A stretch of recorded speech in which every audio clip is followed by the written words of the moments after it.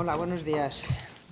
Muchas gracias por haber acudido a la invitación de IBI a participar en estas jornadas. La primera parte de la mañana la vamos a dedicar a las reformas en el sector privado, a hablar del mercado de trabajo y de las empresas.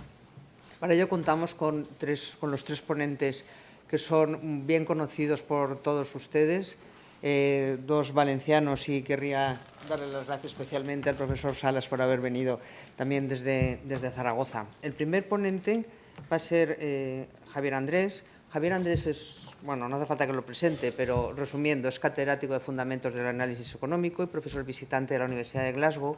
Es doctor por la Universidad de Valencia y máster en Economía por la London School of Economics. La primera parte de lo que he dicho, que es hablar del mercado de trabajo, pues Javier es la persona adecuada, porque su campo de especialización, pues el crecimiento económico, el mercado de trabajo, la política fiscal y la política monetaria en la Unión Europea y en la Unión Europea.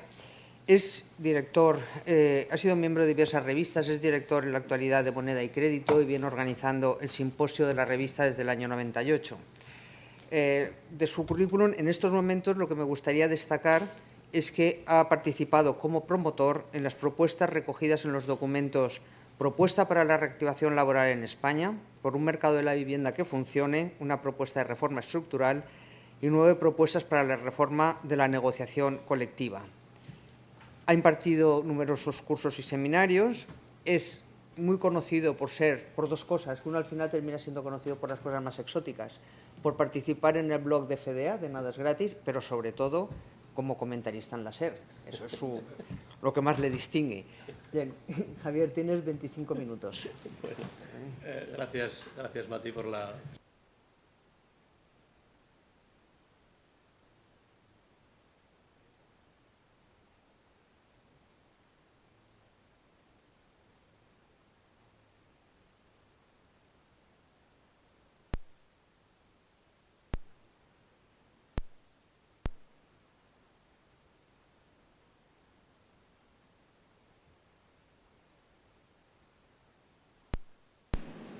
Yo voy a... no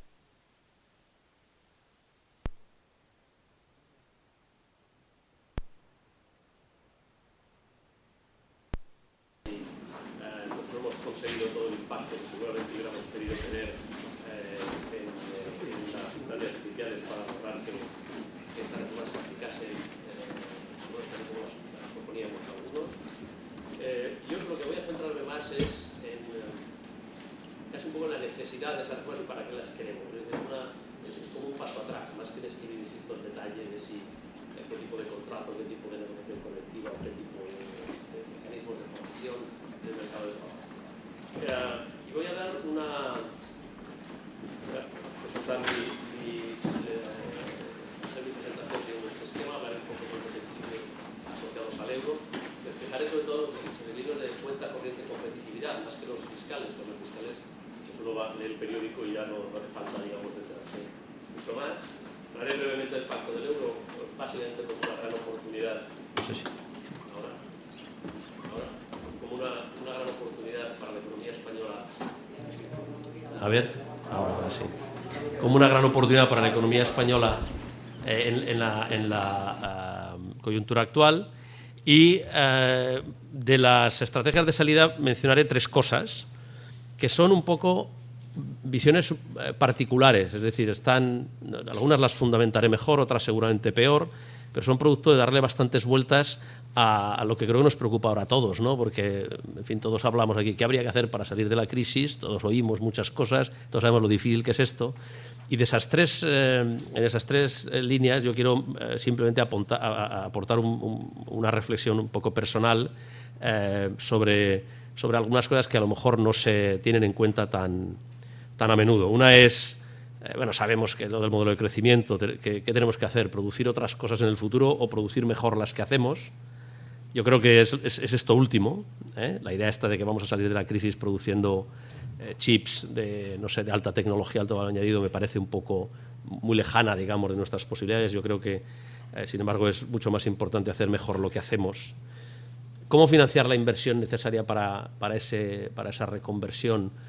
Creo que es un punto crucial. Creo que nos estamos encaminando hacia una recuperación económica como las que tuvieron los emergentes en los años 80 y 90, que se conocieron como recuperaciones sin crédito, y por lo tanto hay que pensar qué es esto lo que supone.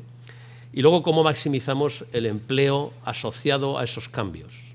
Es decir, no se trata solamente de producir mejores cosas o las cosas que hacíamos mejor, sino que tenga mucho impacto en el empleo. Tenemos que absorber una gran cantidad de trabajadores y movilizar a muchos también entre sectores, entre regiones. Y ese es el papel de las reformas, que, insisto, no mencionaré, pues solamente no me dará tiempo, pero fundamentalmente ese sería su objetivo. Déjeme que empiece por... Ya sé que tengo poco tiempo, pero déjeme que empiece por un gráfico que le tengo mucho cariño y que ahora uso cada 2x3, que además no se ve muy bien, pero que es el mapa del mundo. Y esos puntitos que tienen ahí es el centro económico de gravedad del mundo, tal y como lo calculó Danicua en un artículo reciente. Y lo quiero señalar porque, precisamente, como presentaba Paco Pérez al principio el seminario, ¿no? Señalaba cuál es el papel de una economía moderna y sostenible en un contexto absolutamente cambiante. Y yo creo que este gráfico representa mejor que cualquier otra cosa esos cambios. Esos puntos significan la situación, o representa la situación del centro geográfico, el centro económico de gravedad del mundo en distintos años. Han pasado, como pueden ver, de estar al principio en los años 80, más o menos en el centro del Atlántico, a moverse. Hoy día están en el primer punto rojo, que es en el entorno de los Urales, y se calcula que a este ritmo pasaremos a este centro económico de gravedad del mundo va a estar entre China y la India en el año 2050 o antes. Es decir, estamos hablando de cambios. Para que se hagan una idea del cambio que supone para España, este centro nos ha pasado por España en 3 años. Es decir, ha cruzado toda la península en 3 años y ha cruzado la Unión Europea en menos de 15. Por lo tanto, en los cambios estos de los que habitualmente hablamos, de cambios en el contexto económico internacional, no es una cosa ya que pertenezca al dominio del largo plazo, sino es una cosa que influye en el día a día y no podemos pensar en la salida de la crisis económica en España sin esa referencia. Y luego esta es la imagen de la Unión del euro en el año 2009. Esto es una tabla que tomé de Pisani Ferri en un artículo reciente, que también hace una radiografía, y la mejor es con estos números, de cuál es la situación del euro en medio de la crisis y cómo se van configurando estos 3 bloques, que no solamente difieren en su tasa de paro y en su déficit público, sino muy importante, de una forma muy importante, en su tipo de cambio real, es decir, en su posición competitiva internacional. Un bloque que sería la Europa central, con Alemania, Holanda, Austria y Finlandia, que tiene un grado de competitividad muy fuerte, un tipo de cambio real en ese sentido muy depreciado, si se quiere, y en el otro extremo estamos nosotros, España, que si tomamos la diferencia entre estos dos valores, estamos aproximadamente en 25 puntos de diferencia en términos de competitividad con el centro de Europa, ¿no? Y yo creo que esta es la cuestión crucial a la que tenemos que abordar. Bien, estuve aquí hace unos meses, también amablemente invitado por el IBIE, fue un placer participar en una discusión sobre la crisis económica y hablé de los desequilibrios globales. Los desequilibrios globales que todo el mundo entiende entre China y Estados Unidos, etc. Bien, Europa tiene un papel muy curioso en esos desequilibrios globales. En primer lugar, como bloque, es una región que contribuye muy poco a esos desequilibrios. Europa, en general, es una economía casi cerrada, tanto si hablamos del euro como si hablamos de la Unión Europea, casi cerrada. Es decir, tiene un pequeño superávit, un pequeño déficit que fluctúa, pero contribuye muy poco a esos desequilibrios globales. Sin embargo, si uno mira con detalle dentro de la Unión Europea, encontramos una explosión de luz y sonido, como quien dice. Es decir, unas diferencias tremendas, muchísimo más importantes que las que observamos en el mundo en las posiciones de cuenta corriente entre los países europeos. Hay comparaciones que son muy útiles. Se parece en mucho a esos desequilibrios globales el hecho de que las posiciones exteriores de los países son muy elevadas, tanto los déficits como los superávits, y además han sido crecientes en el tiempo. Pero no se parecen 2 cosas muy importantes. Una, tienen un carácter mucho más estructural, es decir, no hay devaluaciones competitivas de por medio. Devaluaciones nominales, es decir, tenemos una posición que tenemos no porque haya un país, como puede ser China en el contexto global, que mantiene artificialmente su moneda, sino porque hay una cosa más profunda, que es que hay países que directamente son más competitivos que otros. Y a diferencia de lo que sucede en el mundo, en donde curiosamente el capital se mueve de abajo arriba, se mueve de los países emergentes a los países desarrollados. Dentro de Europa el patrón es mucho más clásico, es mucho más convencional. Se mueve de los países más avanzados hacia los países menos avanzados. Y esto nos ha cegado la visión, nos ha hecho analizar mal las cosas durante mucho tiempo. Y yo el primero, y por tanto entono el mea culpa. Este gráfico reproduce básicamente estas diferencias, simplemente señalar las discrepancias entre los países con déficit, que es la línea roja, y con superávit comercial, que es la línea azul. Sobre todo se agudizan a partir de mitad de los 90 y fundamentalmente con la entrada en vigor del euro. Es decir, no han hecho sino crecer esas discrepancias. Que, insisto, uno podría asociar al euro como tal, y han pasado otras muchas cosas. ¿Cómo tenemos que mirar estos desequilibrios? Bueno, durante muchos años, y esto es lo que nos cegó la vista, tuvimos esta idea que defendían muy bien Edwards y Blanchard y Abachi del benign neglect, es decir, olvidémonos, realmente estos de los desequilibrios es una cosa natural entre países que crecen más deprisa y menos. Los países que crecen más deprisa son los menos avanzados, pero su crecimiento en productividad es lo que justifica que en el futuro van a ser más ricos, y por eso hoy los países, digamos, que están en condiciones de prestarles lo hacen. Básicamente les prestan contra el valor presente de las futuras exportaciones que van a ser capaces de hacer estos países.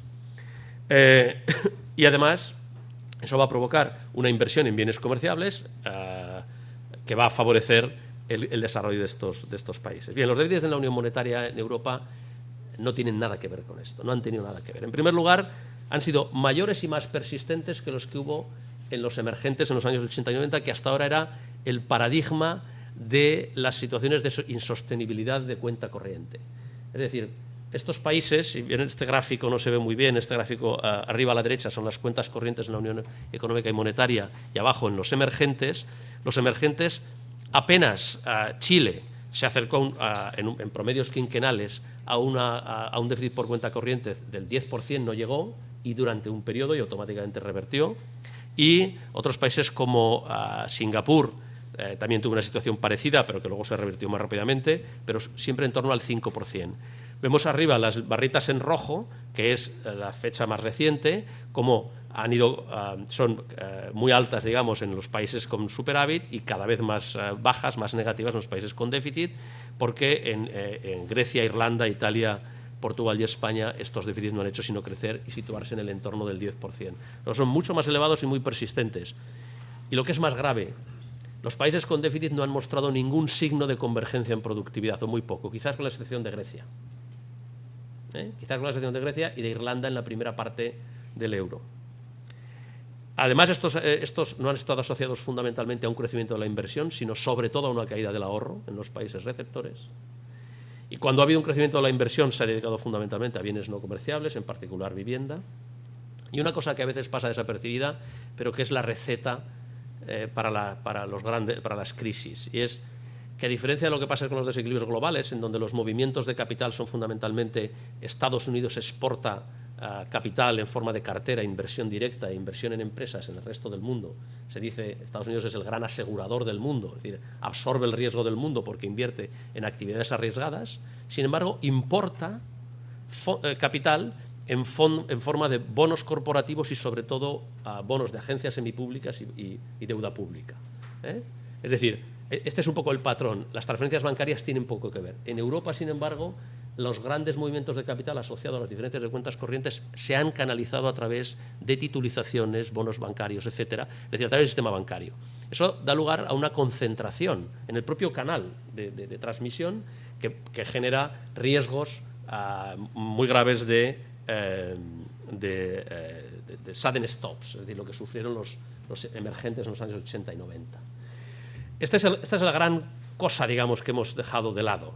Y la dejamos de lado, entre otras, porque creíamos que, y lo explicábamos en nuestras clases, que estas diferencias de cuenta corriente eran el resultado normal del funcionamiento de los mercados, y no entendíamos, como algunos autores señalan, que en presencia de fricciones de carácter financiero y otro tipo de restricciones a la movilidad, realmente estos déficits por cuenta corriente se deberían convertir en un indicador muy importante de la insostenibilidad de un modelo de crecimiento y, por tanto, era necesario corregirlos. ¿De acuerdo?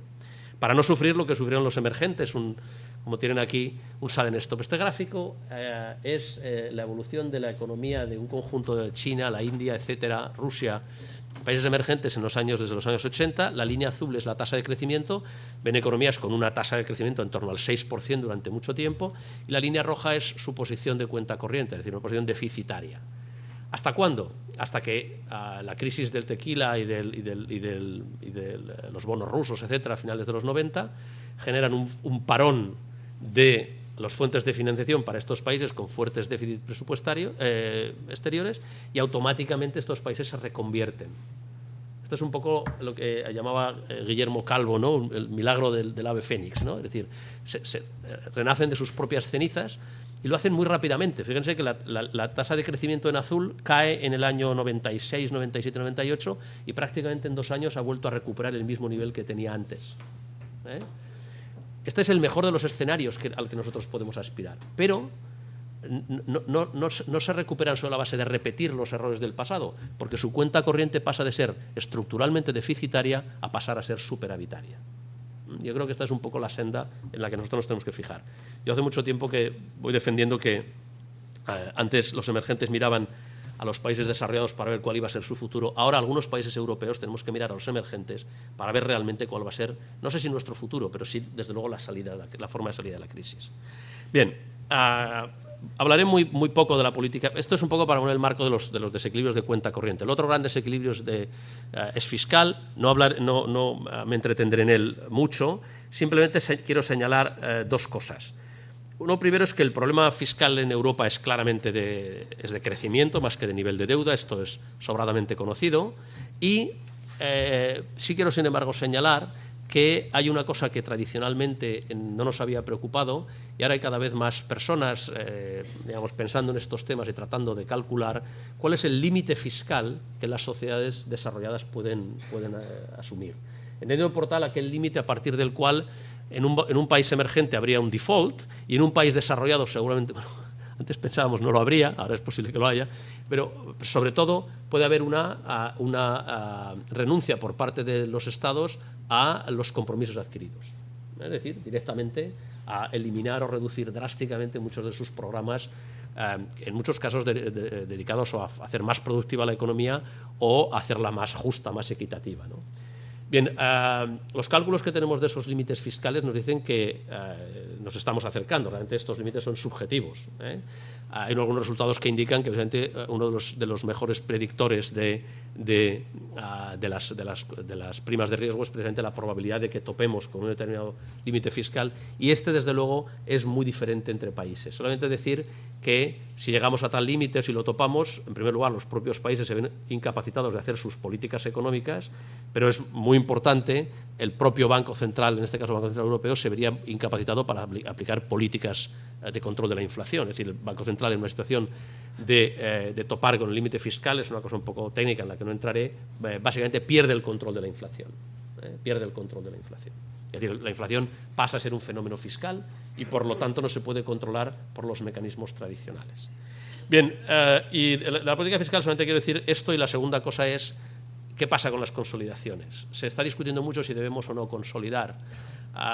Yo creo que no hay, mejor dicho, creo que ha habido, pero no es esta necesariamente una consolidación fiscal sin dolor, es decir, esta idea de Alessi, Navarro, de que muchas consolidaciones fiscales acaban trayendo crecimiento inmediatamente. Yo no estoy seguro que este sea el caso para Europa, pero de todas formas es necesario, es fundamental, y eso por 2 razones.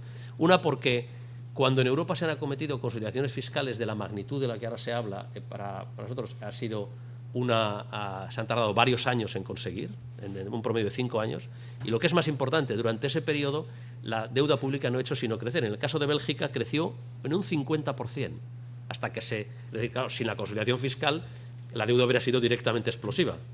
Dejó de serlo, se curvó la línea de crecimiento de la deuda, pero no dejó de crecer hasta un 50%.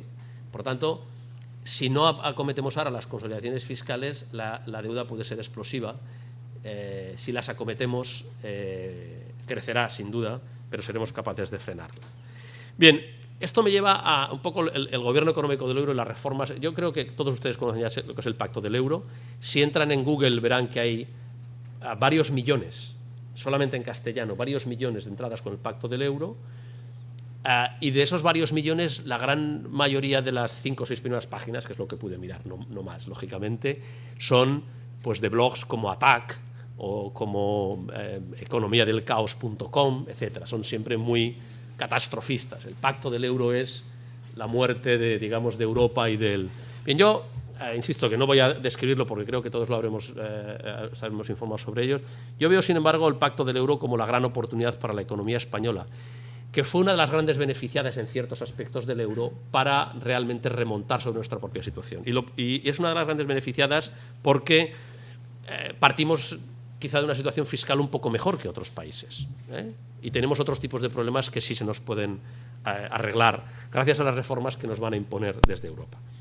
Y déjame que diga cuál es un poco, a mi juicio, la causa, digamos, un poco de todos nuestros males, si se puede encontrar alguna. Todo es endógeno. El modelo de crecimiento es endógeno, todo es endógeno. Pero la causa de nuestros males lo podemos buscar siempre, en este caso, si podemos decir que viene de fuera. Nos viene bien decirlo y nos tranquiliza. Y es, en nuestro modelo de crecimiento ha estado viciado fundamentalmente por un problema que no veíamos hasta ahora y que tiene que ver con la apertura de nuestra cuenta de capital. Tradicionalmente, ¿qué explicamos a nuestros alumnos? El comercio, la liberalización del comercio trae muchas ventajas, de todo tipo que no voy a repetir, creación de comercio, etcétera. La liberalización de la cuenta de capital es básicamente la contrapartida financiera de eso, luego debe dar lugar al mismo tipo de ventajas. Bien, no es así, porque la cuenta de capital es algo en el que se involucran no transacciones corrientes, sino transacciones a futuros, ¿de acuerdo?, de activos financieros. Y en la medida en que los mercados financieros tienen muchísimas fricciones e ineficiencias, cosa que hasta ahora, de nuevo mea culpa, no incluíamos muchas veces en nuestra visión de la economía, la apertura del mercado de capitales puede dar lugar a efectos muy diferentes a los que esperamos.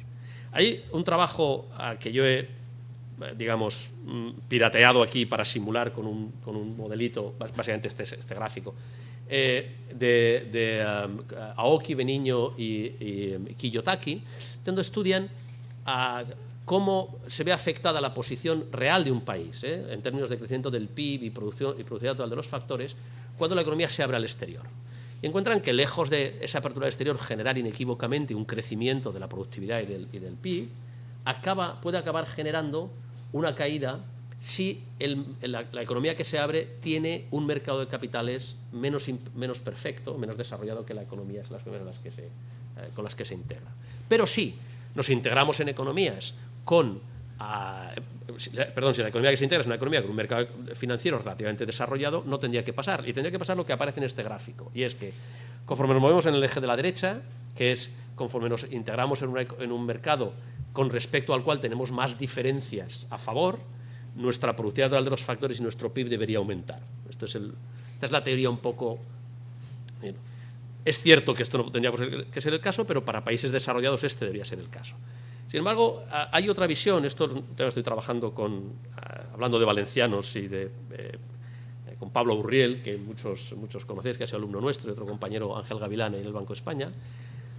Es posible entender también como una economía que se abre al resto del mundo en términos de capital, partiendo de un mercado financiero también muy desarrollado, como sería el caso de España. No podemos decir que España, cuando se abre fundamentalmente al euro, o sea, primero a la Unión Europea, luego al euro, tenga un mercado financiero poco desarrollado. De hecho, nuestro sistema bancario es muy eficiente. Bien, esa economía puede, sin embargo, sufrir un fenómeno como el que hemos representado aquí, y es que conforme nos integramos en un mundo en el que el tipo de interés de referencia es más bajo, con lo cual todo deberían ser ventajas, nuestra economía se hace cada vez más ineficiente, que es esta línea azul, la PTF cae, la productividad de los factores cae, y cuanto más favorables son nuestras condiciones, el PIB puede caer, pero eventualmente puede acabar cayendo. Puede subir, pero puede acabar cayendo. La razón fundamental, ya se imaginan cuál es todos ustedes, y es que en un mercado financiero que es muy desarrollado, sin embargo, hay una asimetría. Y hay una asimetría en las condiciones bajo las cuales se financian bienes no comerciables, muy en particular vivienda, y bienes no comerciables.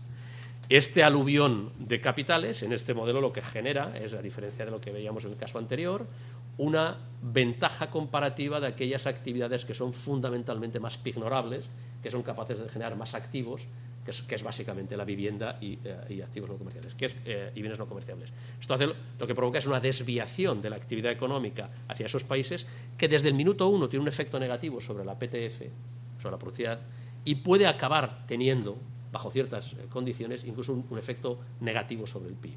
¿De acuerdo? Bien, esta es un poco Cuando digo yo que el mal que viene, como era antes, que viene de Almansa, ¿no? Se decía, ¿no? El mal que viene de fuera, realmente hemos estado atrapados en nuestro propio éxito. Es decir, nos hemos integrado en una economía con unos fondos relativamente baratos y los hemos procesado en un mercado financiero asimétrico, un mercado financiero en el que tiene mucho peso la intermediación bancaria y en donde tienen mucho peso las garantías reales para la financiación de actividades, garantías reales que no pueden proporcionar muchas actividades económicas que incorporan más riesgo, etcétera, etcétera. Y esto es un poco la situación que nuestra apertura, que durante un tiempo saludábamos como un signo de convergencia, en realidad estaba siendo el abrazo del oso y estaba generando estaba endogeneizando, digamos, ese modelo productivo. Y el resto ya lo saben todos. Además, hace unas semanas teníais un seminario aquí sobre competitividad y productividad.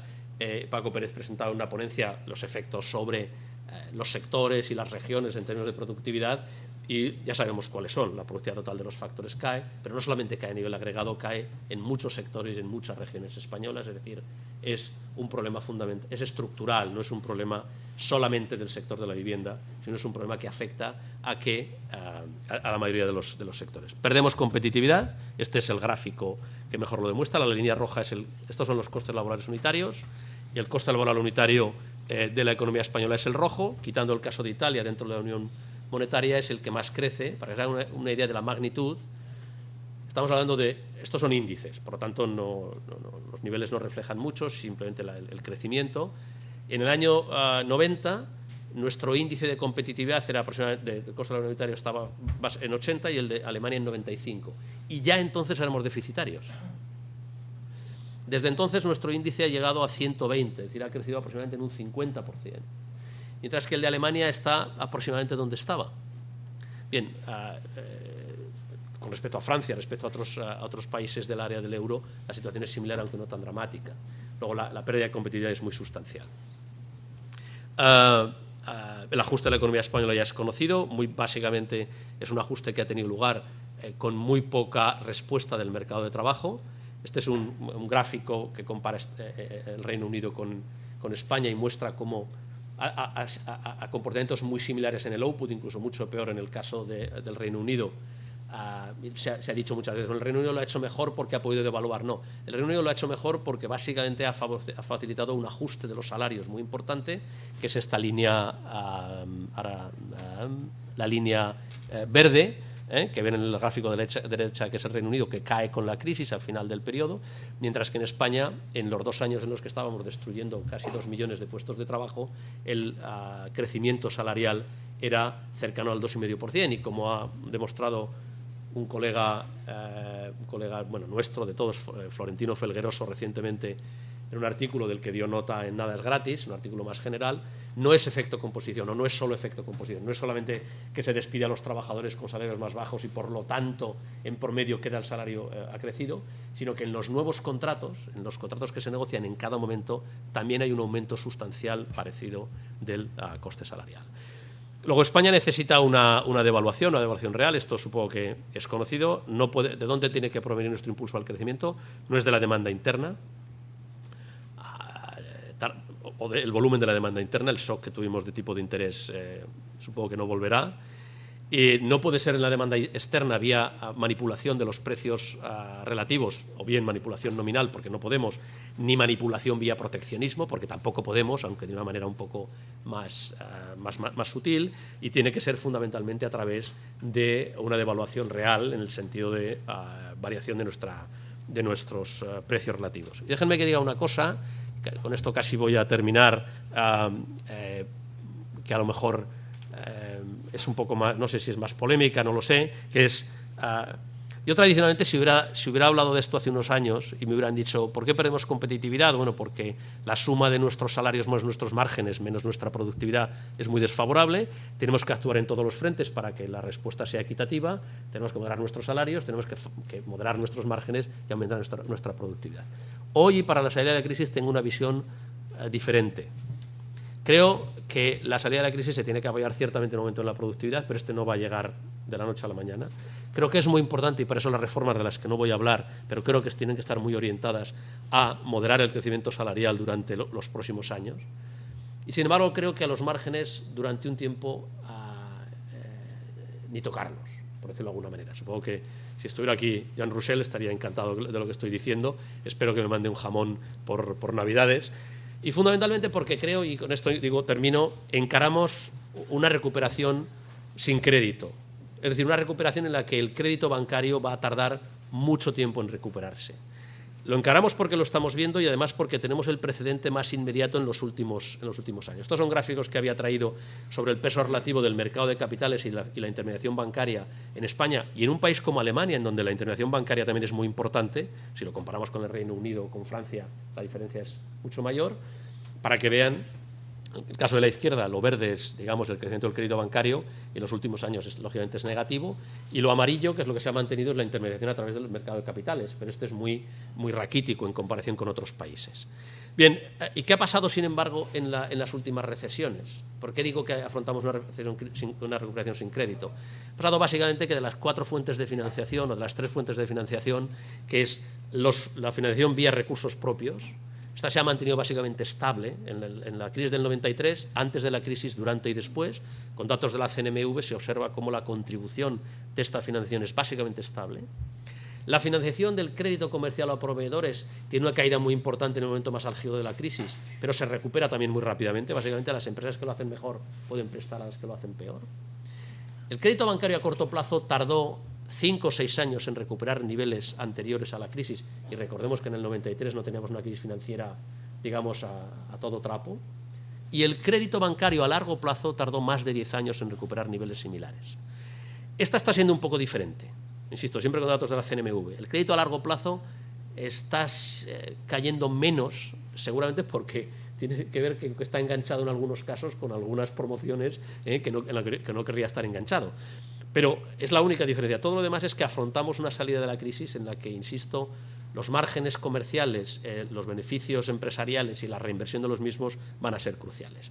Y a partir de ahí, y ahora sí que termino, Mati, disculpa, la última pata digamos, de esa propuesta, que es un poco personal, aunque a lo mejor es compartida por más gente, es ¿y las reformas para qué? Las reformas no van a crear por sí mismo empleo, pero son fundamentales. En un trabajo que hice hace unos años aquí está José Emilio Bosca conmigo el año pasado, y Javier Ferri y Rafa Domènech hacíamos un ejercicio de este tipo. Eso es fundamental básicamente por una razón. Si apostamos por un crecimiento más basado en la productividad, que es necesario, no pensemos que esto va a generar empleo. Va a generar más actividad y seguramente seríamos capaces de suplantar las antiguas tasas de crecimiento basadas en la demanda, a lo mejor basadas en la productividad, con mucha suerte. El crecimiento en el empleo que esto trae es bastante lento. La reforma laboral es necesaria para acelerar el proceso de cambio de los trabajadores, de movilizar el trabajador del paro al empleo, para movilizar el trabajador en 3 sectores y en 3 regiones. Hoy, las instituciones laborales, a pesar de las reformas que ha habido, y sé que el Gobierno está muy empeñado en ello, entre ellos Ángel ha peleado muy duramente por ellas, nos hemos quedado a medias. Esa es la valoración que seguramente luego podemos hacer en mi opinión, desde luego, de esas reformas, pero son fundamentales, insisto, porque tienen que ser el lubricante que asegure que si todo lo demás se hace bien, que está por ver, eso se acabe plasmando en algo que no nos haga tener una situación de elevado desempleo durante 10 o 15 años, como tuvimos después de la última recesión, algo que no nos podemos permitir, no ya financieramente, sino socialmente, o si no al revés, no ya socialmente, sino ahora incluso financieramente. Y disculpa, Mati, que me haya pasado unos minutos. Gracias.